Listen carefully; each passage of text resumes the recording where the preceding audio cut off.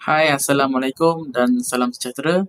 Nama saya Muhammad Hafiz bin Muhammad Fariza, bernombor matrik 162679 daripada kumpulan 4. Hari ini saya akan membentangkan tentang tajuk peranan unit bimbingan dan kaunseling di sekolah. Baiklah, untuk pengenalan, objektif unit bimbingan dan kaunseling. Objektif utama unit bimbingan kaunseling adalah untuk membimbing murid menjadi insan yang berdaya tahan dan mampu membuat keputusan yang bijak. Antaranya, membantu murid memilih laluan pelajaran dan kerjaya yang sesuai dengan minat dan kemampuan. Selain itu, UBK juga berfungsi untuk membantu murid menguruskan tekanan sama ada tekanan belajar, tekanan emosi dan tekanan sosial. Murid yang seimbang, emosinya akan lebih fokus dan bersemangat dalam pembelajaran. Selain itu, UBK juga membantu meningkatkan potensi diri dan kemahiran sosial murid. Contohnya, kemahiran berkomunikasi, kepimpinan dan bekerjasama dalam kumpulan. Akhir sekali, UBK juga menggalakkan disiplin dan kesejahteraan mental supaya suasana sekolah sentiasa harmoni dan positif. Peranan pertama unit bimbingan kaunseling ialah menganjurkan kursus dan bengkel. Antara program yang sering dijalankan ialah bengkel kemahiran belajar, bengkel pengurusan masa dan kursus kepimpinan untuk pengawas dan ketua kelas. Ada juga bengkel motivasi untuk pelajar yang bakal menduduki peperiksaan besar seperti SPM. Contohnya, sebelum peperiksaan, unit bimbingan kaunseling mungkin menjemput penceramah motivasi ataupun alumni untuk berkongsi strategi belajar dan teknik kawalan stres. Kadang-kala, unit bimbingan kaunseling turut melibatkan alumni sekolah yang berjaya untuk berkongsi pengalaman dan tips kejayaan mereka. Program ini sebenarnya memberi inspirasi kepada murid membina keyakinan diri dan melatih mereka supaya berfikir positif. Ia bukan sekadar ceramah, tetapi satu platform untuk pelajar mengenali potensi diri mereka. Seterusnya ialah pameran pendidikan dan kerjaya. Unit bimbingan kaunseling biasanya akan menjemput pelbagai institusi seperti IPTA, IPTS, agensi kerajaan dan sektor industri untuk memperkenalkan peluang pendidikan dan pekerjaan. Antara contoh, pelajar tingkatan 5 atau 6 akan mendapat maklumat tentang universiti, kursus yang ditawarkan dan syarat kemasukannya. Ini membantu mereka merancang masa depan dengan lebih jelas. Pameran seperti ini juga membuka minda murid bahawa kejayaan bukan hanya satu jalan, tetapi banyak pilihan bergantung pada minat dan kebolehan masing-masing. Secara tidak langsung, ia membantu murid menetapkan hala tuju hidup yang lebih terancang. Peranan ketiga ialah khidmat, nasihat dan bimbingan. Inilah bahagian yang paling sinonim dengan unit bimbingan kaunseling. Kaunselor sekolah menyediakan sesi kaunseling individu dan juga kelompok. Biasanya, sesi ini dijalankan bagi membantu murid yang menghadapi masalah akademik, disiplin, emosi atau masalah keluarga.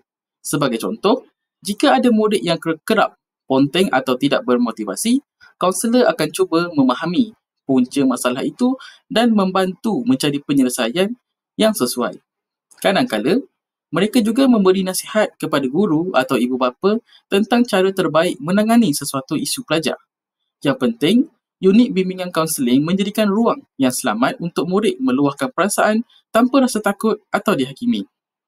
Dengan adanya khidmat bimbingan ini, murid dapat belajar mengawal emosi, berfikir secara matang dan membina keyakinan diri. Seterusnya, persoalan tentang kepentingan pengetahuan dan kemahiran kaunseling untuk guru biasa. Okey, mengapa guru perlu ada asas kaunseling? Guru merupakan individu yang paling dekat dengan murid setiap hari. Oleh itu, murid sering berkongsi masalah mereka dengan guru, bukan semestinya dengan kaunselor. Kadang-kala, murid yang kelihatan diam atau nakal sebenarnya sedang berdepan tekanan emosi di rumah. Di sinilah pentingnya pengetahuan asas kaunseling, supaya guru dapat mendengar, memahami dan membantu dengan cara yang berhemah tanpa menghakimi.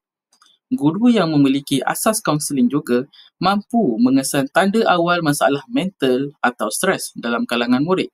Lalu, boleh merujuk mereka kepada kaunselor dengan segera. Okey, baiklah. Kepentingan kemahiran kaunseling untuk guru pula. Kemahiran kaunseling yang penting bagi guru termasuklah kemahiran mendengar secara aktif dan empati, iaitu mendengar dengan sepenuh perhatian dan memahami perasaan murid. Selain itu, kemahiran berkomunikasi berkesan membantu guru membina hubungan yang positif dan terbuka dengan murid. Guru juga perlu ada kemahiran menyelesaikan masalah, membantu murid berfikir tentang pilihan yang terbaik bukan sekadar memberi jawapan. Seterusnya, kemahiran kawalan emosi amat penting.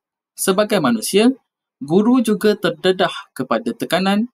Jadi, dengan kemahiran ini, guru mampu mengawal diri dan bertindak dengan tenang walaupun dalam situasi sukar. Akhir sekali, kemahiran kaunseling membantu mewujudkan persekitaran positif di bilik darjah, suasana yang selamat, penyayang dan menyokong pembelajaran murid.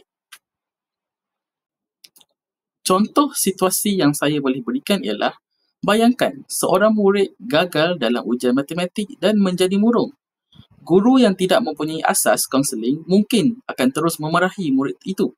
Namun, guru yang mempunyai kemahiran kaunseling akan mendekati dengan cara yang berbeza, mendengar dengan sabar, memberi dorongan dan membantu mencari strategi belajar yang lebih sesuai. Pendekatan ini bukan sahaja membantu murid pulih dari kekecewaan, tetapi juga membina semangat dan kepercayaan antara guru dan pelajar.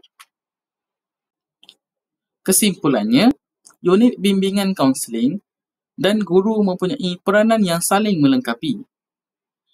Unit bimbingan kaunseling memberi fokus kepada bimbingan dan pembangunan diri murid secara menyeluruh, manakala guru menjadi penyambung utama dalam kehidupan seharian pelajar.